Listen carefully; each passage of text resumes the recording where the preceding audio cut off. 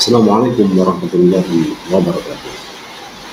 Aksi nyata modul 2.1 pembelajaran berdiferensiasi. Latar belakang pembelajaran berdiferensiasi adalah upaya guru menyesuaikan proses pembelajaran untuk memenuhi kebutuhan individu murid.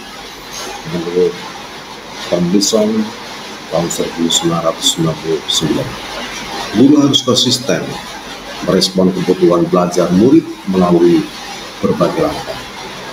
Pertama, menciptakan lingkungan belajar yang mendukung motivasi murid untuk mencapai tujuan yang tinggi. Yang kedua, menyusun kurikulum dengan tujuan pembelajaran yang jelas. Yang ketiga, melakukan penilaian berkelanjutan sebagai dasar evaluasi dan perbaikan belajar. Yang keempat, mengelola kelas dengan fleksibilitas, memungkinkan kegiatan berbeda tetap berjalan efektif. Tomlinson 2001 juga mengkategorikan kebutuhan murid ke dalam 3 aspek: kesiapan belajar, minat, dan profil belajar. Pembelajaran berdiferensiasi dilakukan melalui 3 strategi: konten, pengetahuan, keterampilan, dan proses atau ragam dan tahapan, serta produk kesempatan demonstrasi pemahaman.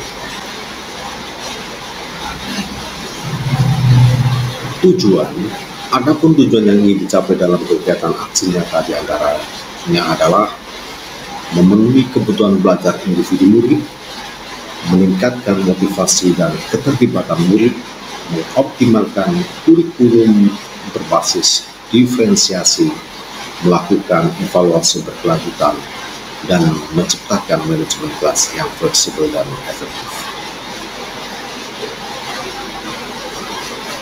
Persiapan atau tindakan aksi.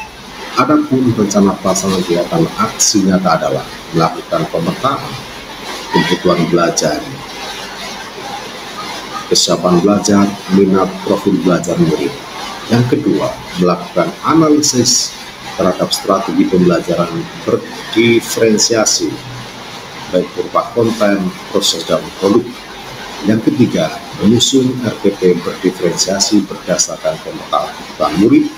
Yang keempat, melakukan pembelajaran berdiferensiasi di kelas. Yang kelima, melakukan penilaian pembelajaran berdiferensiasi. Dan yang keenam, melakukan refleksi pembelajaran berdiferensiasi. Tolak ukur strategi pembelajaran. Yang pertama, melaksanakan pemetaan kebutuhan belajar murid, kesiapan belajar, minat, dan profil belajar murid. Yang kedua, menggunakan strategi pembelajaran berdiferensiasi yaitu konten, proses, dan produk. Yang ketiga, melakukan penilaian untuk menjadi penentu tingkat keberhasilan tujuan pembelajaran. Dukungan yang dibutuhkan.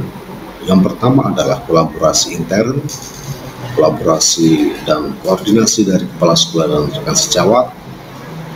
Yang kedua adalah sarana dan prasarana yang memadai untuk melaksanakan pembelajaran diferensiasi. Terus yang ketiga adalah kolaborasi eksternal, kerjasama dari wali murid untuk perkembangan belajar. Refleksi. Murid menyadari kekuatan dan kebutuhan belajar mereka, sehingga kualitas belajar juga meningkat.